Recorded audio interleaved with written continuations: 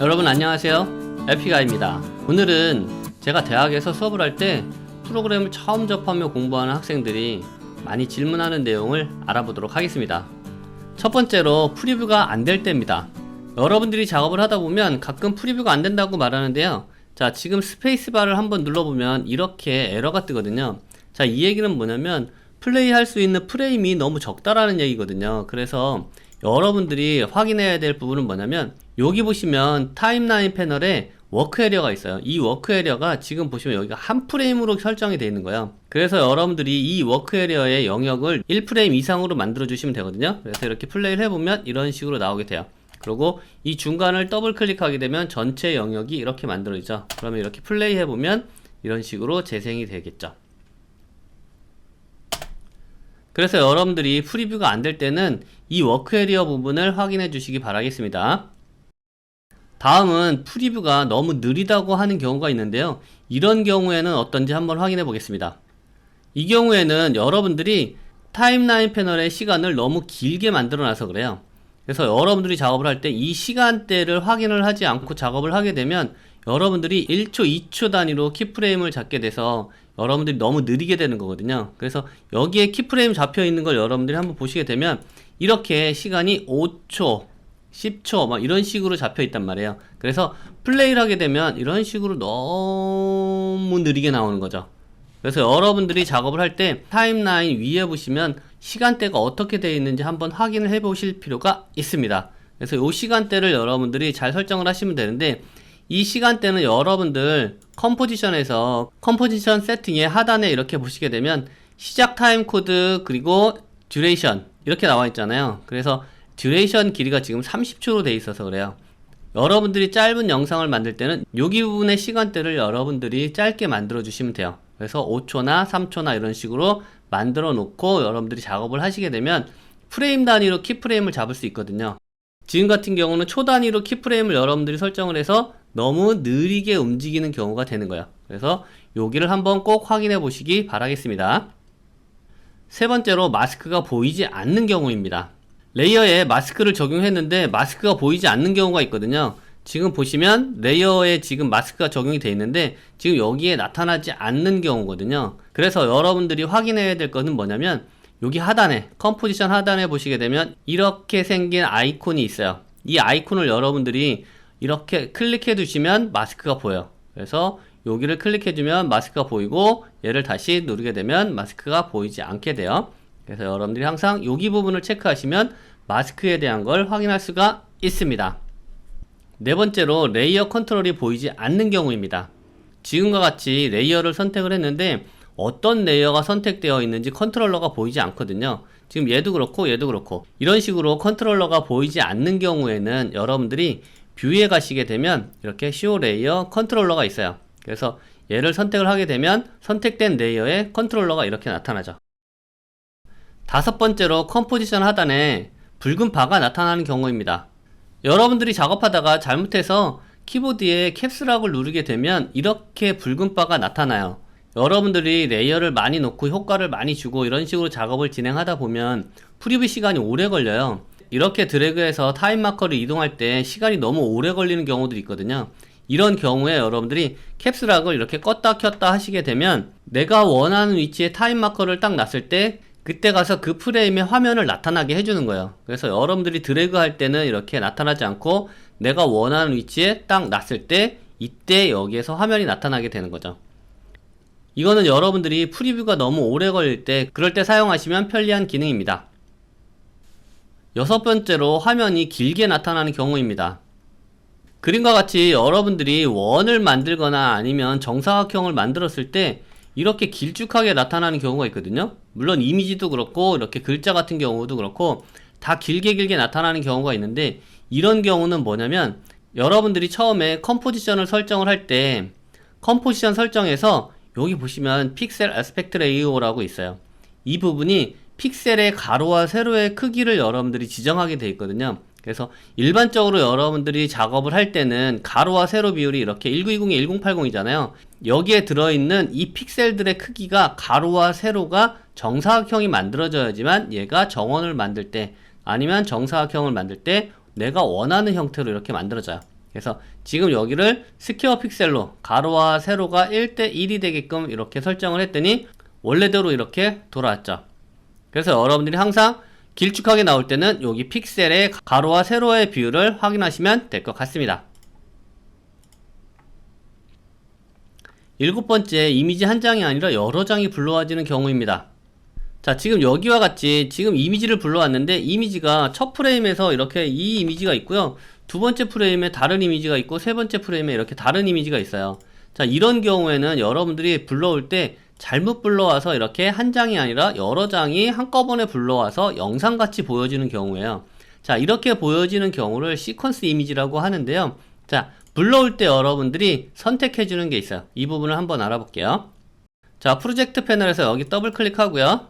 이미지를 불러올 때 여러분들 여기 잘 보시게 되면 이렇게 1번, 2번, 3번이라고 뒤에 앞에 이름은 똑같고 뒤에 001, 002, 003 이런 식으로 되어 있는 경우들이 있어요. 그러니까 여러분들이 이름을 줄 때 순번이 매겨져 있는 경우들이 있거든요. 이런 경우에는 여러분들이 얘를 선택하고 불러드릴 때 여기 보시면 옵션 중에 이렇게 JPG 시퀀스라고 체크가 되어 있는 경우가 있어요. 이렇게 여기가 체크되어 있는 경우에는 이미지 여러 장이 순서대로 한꺼번에 불러들여지는 명령이에요. 그래서 여러분들이 얘의 체크를 풀어주시고 불러오게 되면 이 한 장만 이렇게 불러드릴 수 있어요. 그래서 한 장만 불러와서 놓게 되면 이런 식으로 이미지 한 장만 쭉 보여지게 되겠죠. 이거는 여러분들이 불러드릴 때 옵션 체크를 해주시면 됩니다.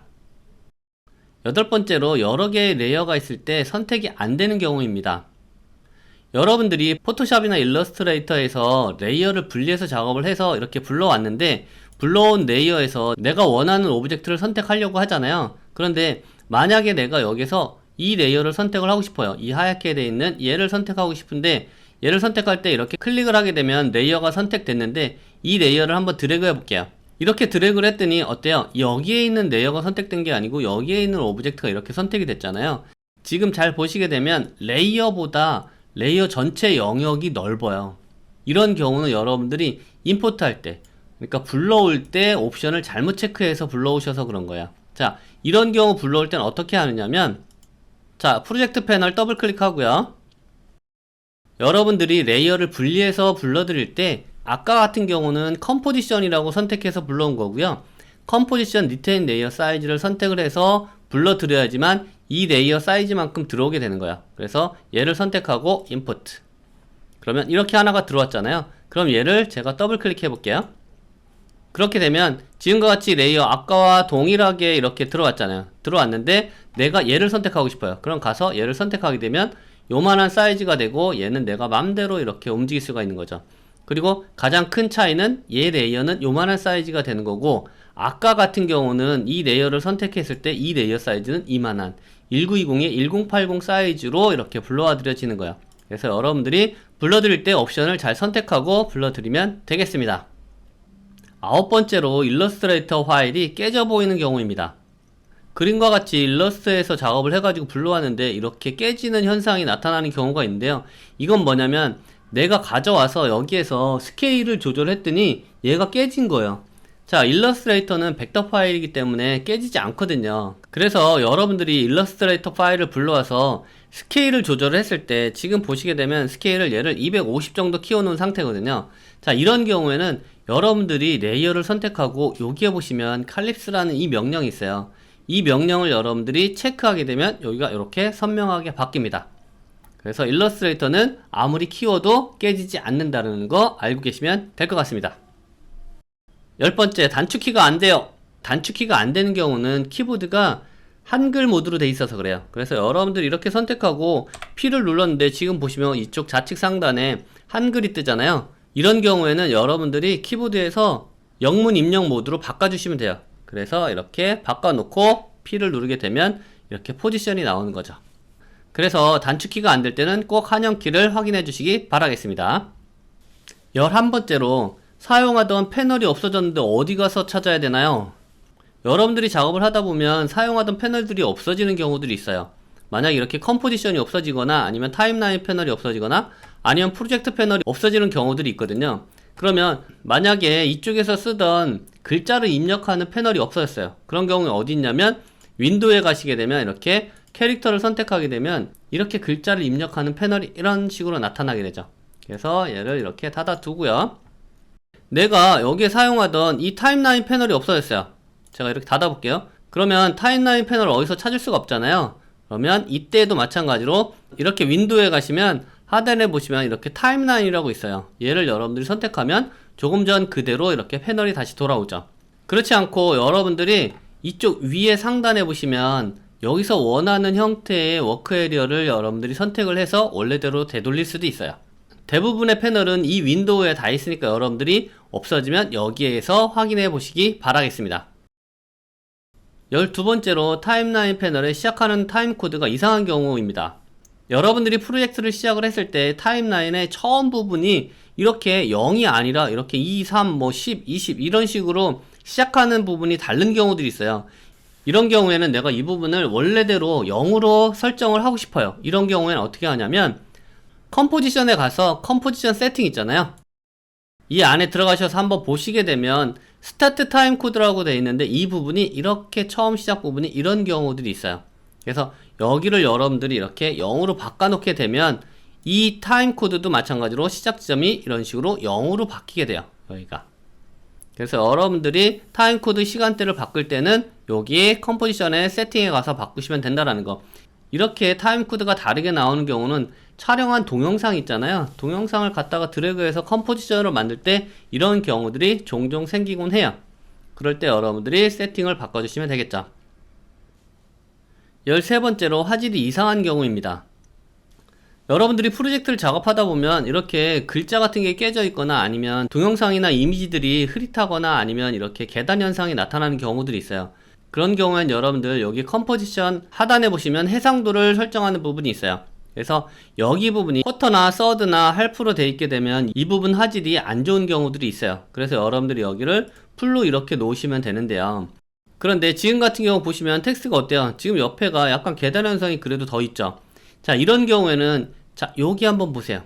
레이어의 퀄리티를 변경할 수 있는 부분이 있거든요. 이 부분의 아이콘을 여러분들이 클릭하게 되면 이렇게 화질을 바꿀 수 있어요. 그래서 레이어의 퀄리티가 어떻게 설정되어 있는지 여기서 확인을 하시면 돼요.